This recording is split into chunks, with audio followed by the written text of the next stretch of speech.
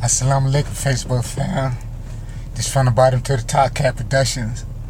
Kaba Kashif Muhammad, LLRC, Light and Life Rebuilding Center, a center of hope and salvation for the nations. I bear witness that there is no God but Allah, who came to us in the person of Mustafa Muhammad, the long awaited prophesied Son of Man. And I bear witness there's no messenger of Allah, there's no apostle of Allah but the Honorable Elijah Muhammad. He the last and greatest apostle. Every knee shall bow, every tongue shall confess that Honorable Elijah Muhammad is his last and greatest apostle. Facebook fam, I got a few issues I want to address, to the nations, to the people, to all my beautiful black family out here, for the struggle, people that, that's out here struggling, a few issues I need to address. This part 6 of my testimony against the nations. Part 6 of my testimony against the nations. I'm taking it to the streets. Part 7, I'm taking it to the streets of Miami, the MIA, South Beach, Miami, while I be giving my my last speech. Part 7 on South Beach, Miami. Y'all tune in. ATL, y'all tune in. MIA, tune in. LA, y'all tune in. Chicago, Philadelphia, Palm Beach, Riviera Beach, Florida, West Palm Beach, Florida, Lake Worth, Fort Lauderdale, y'all tune in. Orlando, y'all tune in. My testimony against the nations. Found before this black nation came to the shores of America, we was supreme architects, man. We was Muslims. Islam was our religion at that time. Islam was our way of life. We was connected with Islam through religion. Although we wasn't taught the root universal truth and righteousness, the root knowledge of Islam. We had Islam through religion. We know Islam through religion. Our religion was Islam at that time, because the true knowledge of the root of the universe, universal truth and righteousness. This is the first time that it was revealed to the public. So the universal truth and righteousness is powerful because it's the force and power that governs the universe. It's the will of Allah. It's truth and righteousness. This is where the force and the power dwells at. This is wisdom, knowledge, and understanding. When you coming into wisdom, knowledge, and understanding, it's a fire that burns off the dross. Everybody can't stand up in that paint, man. The truth is the most powerfulest force in the universe. The truth is what moves the universe and moves the planets around the universe. The truth is that magnetic force of power is rooted in universal truth. So that truth has to be broken down in the rudiments. Okay, we have to break universal truth down, in rudiments, elementary, break it down in religion, so that the people that's not all that dominant in nature can grasp the higher learning through degrees. So we had the religion of Islam. Our people was Muslims. We was connected with that power that rooted the universe through religion. We was Muslims. We was master builders. We was over there building pyramids. We had brothers like Ramses, brothers like Imhotep. We had brothers like King Tut, Nefertiti, Queen Cleopatra.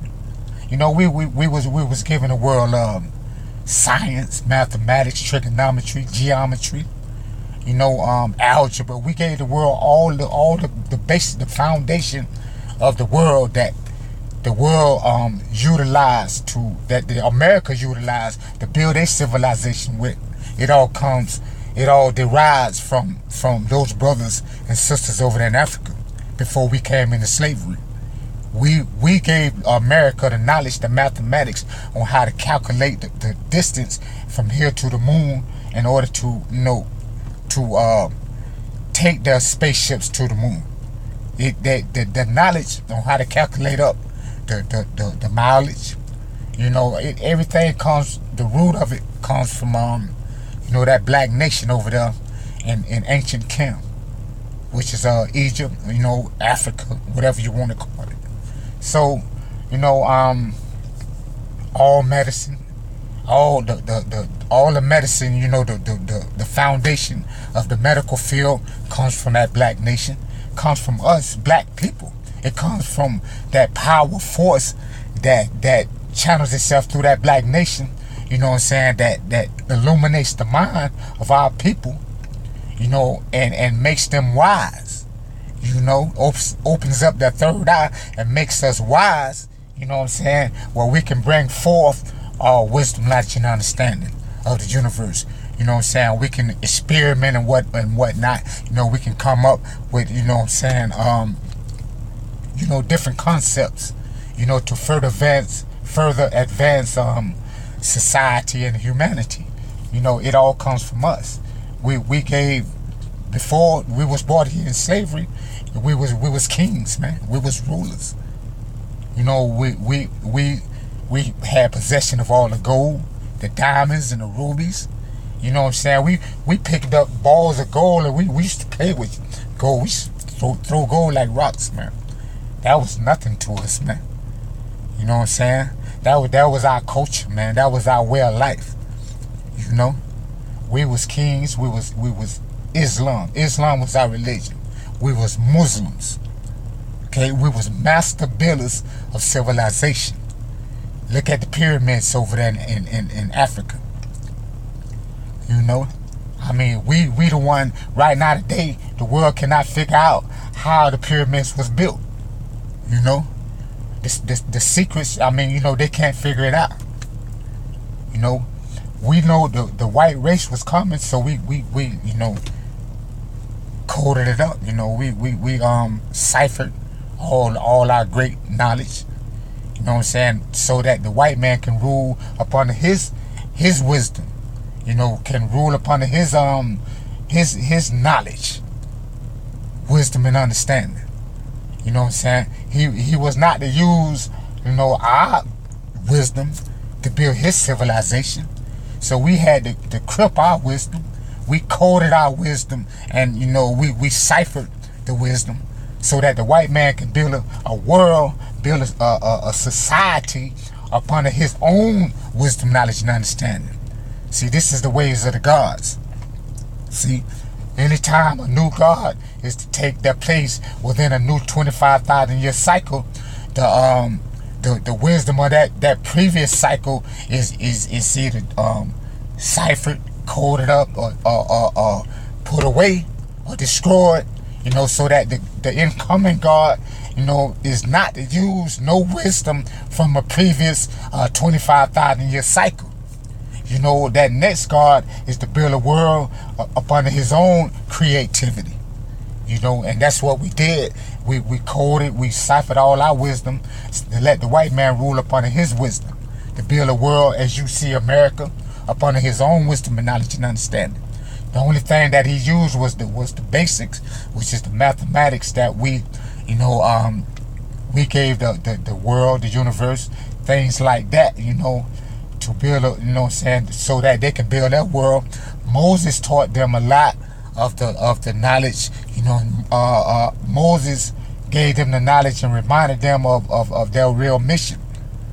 Moses was raised up to teach the white nation, a lot of knowledge, give them a lot of knowledge, wisdom, and understanding, so that they can have dominion and rule the universe over the land, sea, and air for a period of 6,000 years, and that's what they've been doing.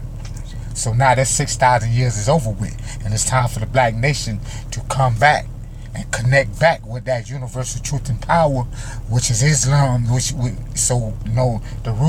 root of Islam now is presented to the black man, which is taught by Elijah Muhammad, universal truth and righteousness. The root now. We're not into the elementary, the rudiments or the religion, which is a lot of the what the Masons use is the religion of Islam. We're not into that anymore. We at the root of religion right now. We at the root of the creation. We at the force and power, that region of darkness that is the root of all civilization. That is the knowledge, wisdom, and understanding of all civilization, that force and power, that region of darkness that channels itself through a supreme architect, that channels itself through the black nation, which is the essence of the black nation. We at the root of it now. See, we're connecting directly with that force and power right now, and all the black nation is to rise up as gods right now. Okay, so now this root knowledge has come to the black nation to uplift them, to resurrect them from their dead state and bring them into bring them into fruition. Bring them into fruition and to the fulfillment of what Allah God, intended them to be. Bring them into that evolutionary, growth, and bring them into the pinnacle of the power of their own being. Okay, this root knowledge is not in the world right now, as taught by the Honorable Elijah Muhammad, and this is the power, force, and power that governs the universe, which is the teachings of the Honorable Elijah Muhammad. Okay, before we came into slavery, we was Muslims, man. Let's touch on and read about the transatlantic slave trade. Okay, we're going to touch on that a little bit. The Atlantic slave trade, or transatlantic slave trade, took place across the Atlantic Ocean from the 15th through the 19th century. The vast majority of those who were enslaved and transported to the New World, mainly on a triangular trade route and its middle passage, were Africans from the central and western parts of the continent who had been sold. Well, they say we were sold, but Honorable Elijah Muhammad told us that we was tricked. We was told that, we was going to be taken to a land full of gold and diamonds, taken to this golden land, this glorious land, and they tricked us, and we fell for it.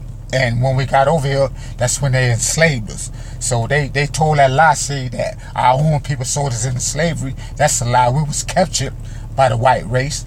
We was tricked into coming over here to America. We was told that, we was coming into a better world, a land full of gold and land full of diamonds and whatnot, and that we were going to have a better life. And a lot of us fell for that, and we got on those boats and they tricked us. This is what Honorable Elijah Muhammad told us.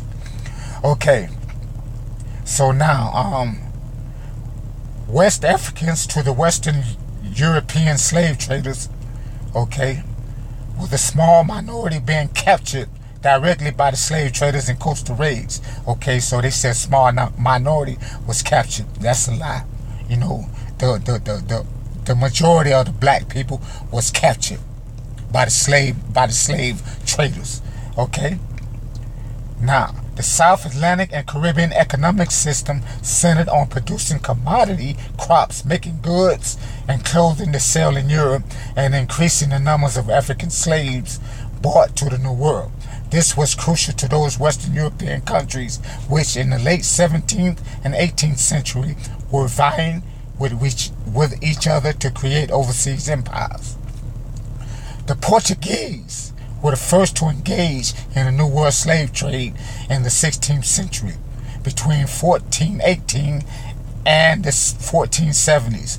The Portuguese launched a series of exploratory expeditions that remapped the oceans south of Portugal, charting new territories that one explorer described as oceans where none have ever sailed before. In 1526, the Portuguese completed the first transatlantic slave voyage from Africa to the Americas, and other countries soon followed. Ship owners regarded the slaves as cargo to be transported to the Americas as quickly and cheaply as possible, there to be sold to labor of coffee, tobacco, cocoa, sugar, and cotton plantations, gold and silver mines, rice fields, construction industry, cutting timber for ships, and skilled labor, and as domestic servants. The first Africans imported to the English colonies were classified as indentured servants, like workers coming from England, and also apprentices for life. By the middle of the 17th century, slavery had hardened as a racial caste. They and their offspring were legally property of their owners, and children born to slave mothers were slaves. As property, the people were considered merchandise or units of labor, and were sold at markets with other goods and services. The major Atlantic slave trading nations ordered by trade volume were the Portuguese, the British, the French, the Spanish, and the Dutch Empire. Several had established outposts on the African coast where they purchased slaves from African leaders, so they say. Okay, these slaves were managed by a factor who was established on or near the coast to expedite the shipping of slaves to the New World. Slaves were kept in a factory while awaiting shipment. Current estimates are that about 12 million Africans were shipped across the Atlantic, although the number purchased by the traders is considerably higher, as the passage had a high death rate. My God, man. Excuse me, fam. Near the beginning of the 19th century, various governments acted to ban the trade, although illegal smuggling still occurred. In the early 21st century, several governments issued apologies for the transatlantic slave trade. So now, fam, excuse me. So now we know all the nations that was involved in the slave, in the smuggling and purchasing of slaves. Now we know, and it's a shame, man. British, French, Dutch, Portuguese, the Spanish. Spain had their part in it. The Hispanics.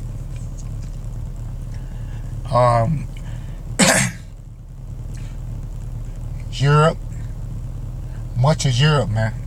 You know, much of Europe, France, British, the British Empire, the French. All of Europe, man, played their part in bringing black people to America, turning us away from our God, disconnecting us from our religion, our way of life, our culture, taking our God away from us, and making us niggers over here in America, turning us into faggots, turning our people into faggots, lesbians, drug addicts, pimps, prostitutes, pushers, panhandlers, homeless, crack addicts, you name it, man. We went from being gods to all of this, debauchery over in America. So now, what you gonna do, Europe? What you gonna do, France? What you gonna do, Spain, Portugal, all your European countries, white America? I mean, Is you going to repair the damage? You're going to apologize for the diabolical sin that you have done to God's black people, turning them away from righteousness, turning them away from Allah, their God, and making, fools out of us, man. Let's see what it say about you offering an apology about the apologies in the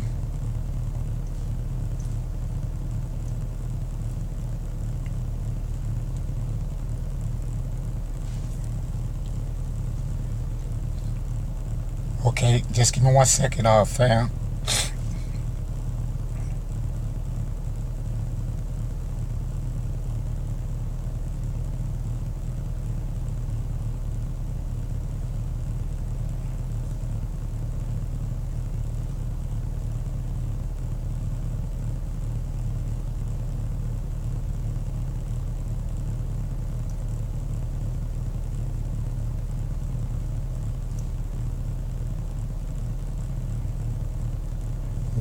Just give me 1 second, fam.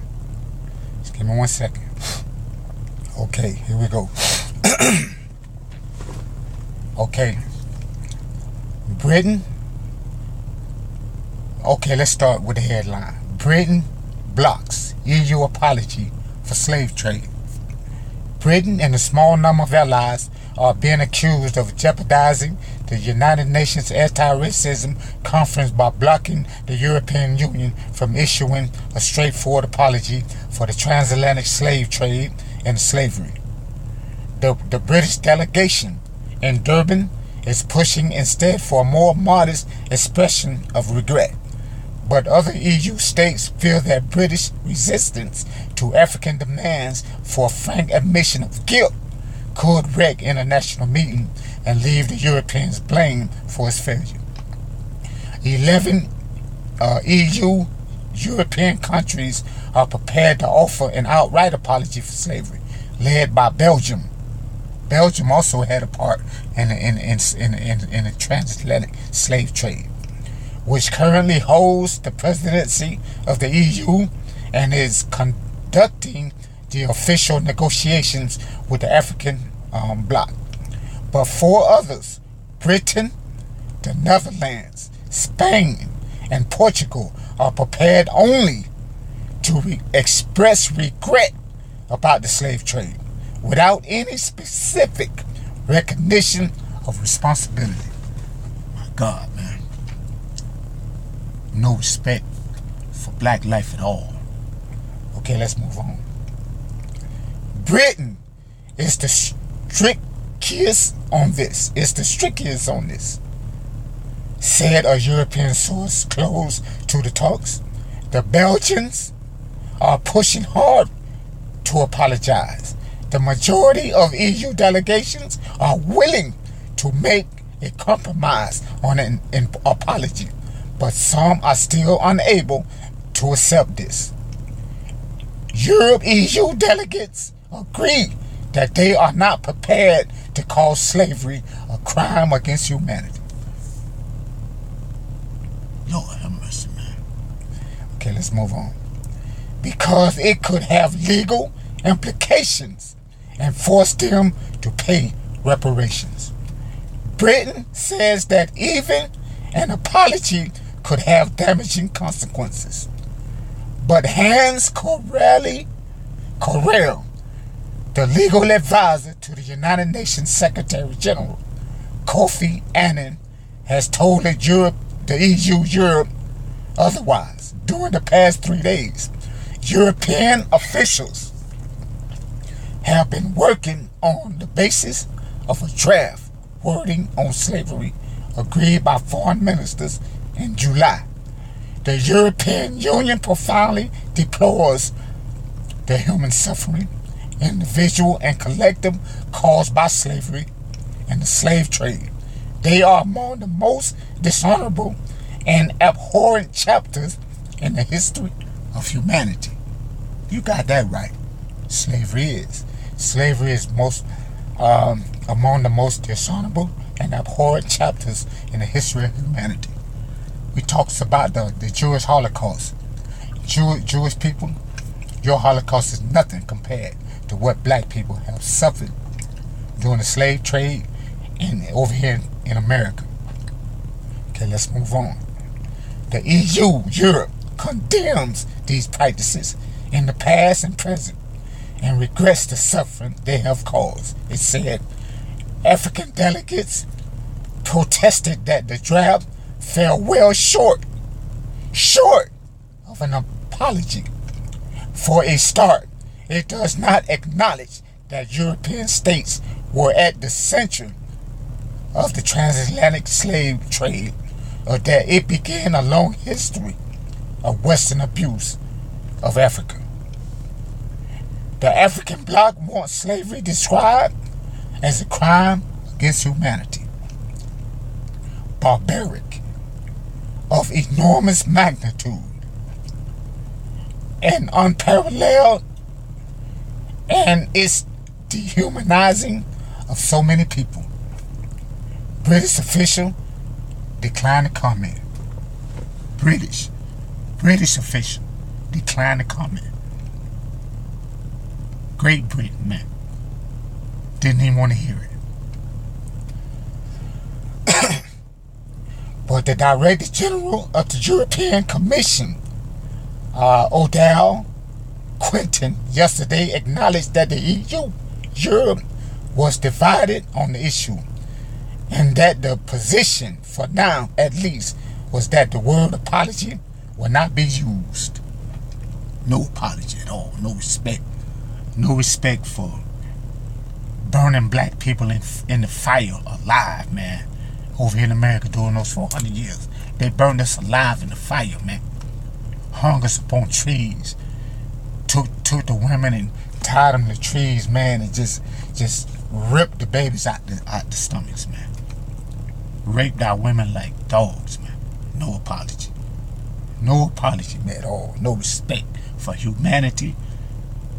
Put poison, crack cocaine, great death, heroin, this endemic in our neighborhoods. Killed us all off of diseases, AIDS. Deprived us of a livelihood. But no apology, man. No apology. Every 6,000 years that the white nation have been on this earth, every 1,000 years that the white race have ruled on this earth, I think it's somewhere around I'm not sure, but it's up in the millions, man. People have died. Something like 100 million people have died every 1,000 years that the white race have ruled on this earth. 100 million people have died, based on their unrighteous rule. Okay, let's move on. Okay, for now at least, that the word apology will not be used.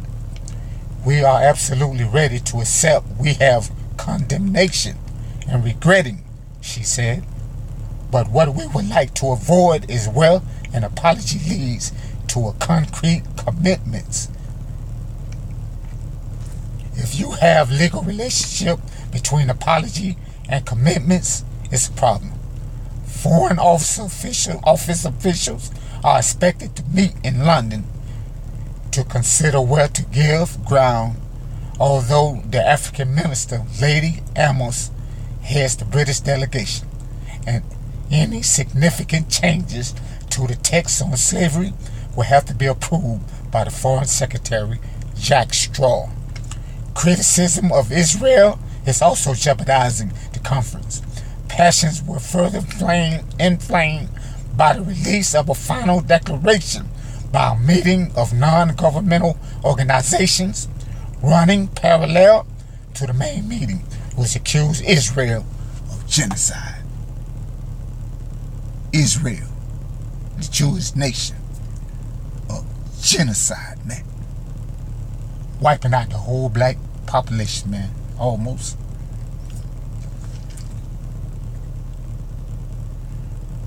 The document calls Israel a racist apartheid state and demands an end to the ongoing Israeli systematic perpetration of racist crimes, including war crimes, genocide, and ethnic cleansing.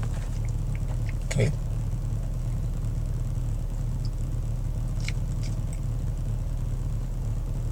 So now, like, what you gonna do, Israel? What is gonna be Great Britain? What is gonna be Portugal, Spain? What is gonna be Europe? What is gonna be white America, the white nation in America? What is gonna be Iran, Syria, Korea? Huh? What is gonna be, man? Pakistan, Afghanistan. All you nations that have destroyed Allah's black babies through your false religion, your religious ideologies and your false religious doctrines, and through slavery, through all these drugs, through all these diseases, you have wiped us out, man. Can we get an apology, man? Apologize to these black babies, man. It may be that Allah is a merciful God. See? His hand is stretched out still, man. See? Allah is slow to anger, man. He's a God of mercy. His hand is stretched out still, man. He will prolong your life another 1,000 years on this earth, man. If you would just do what he bids you to do, man. If you would just follow the dictates of what he ordered, man.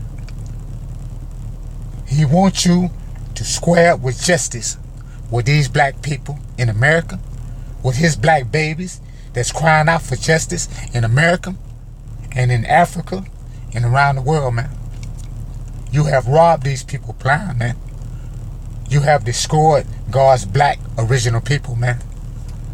They are direct descendants of the black God that created everything on this earth, man. He created the universe. Allah God. He's the God of the entire universe. And his children is the black nation, man. This is where we get our color from. The power of darkness, man. Apologize to Allah's black babies, man. Repair the damage. Make reparations, man. Make reparations, man. Repair the damage, man. It ain't no hard thing to do. You know, you make reparations. Get your life prolonged for another season of time, man.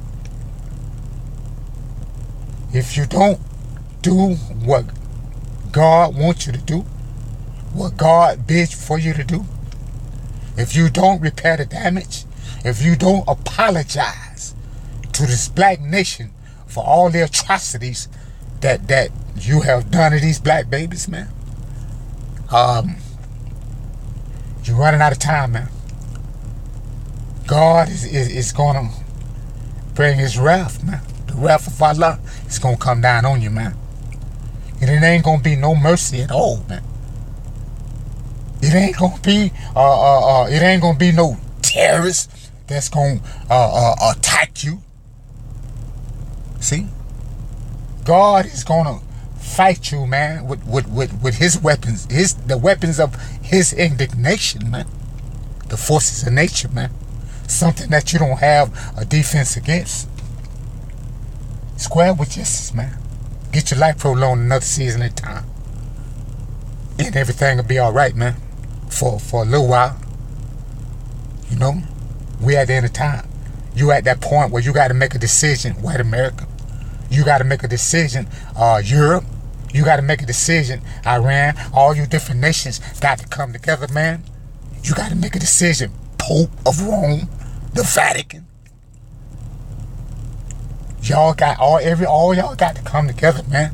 Sit down at the table and negotiate and come up with a plan to repair the damage, man.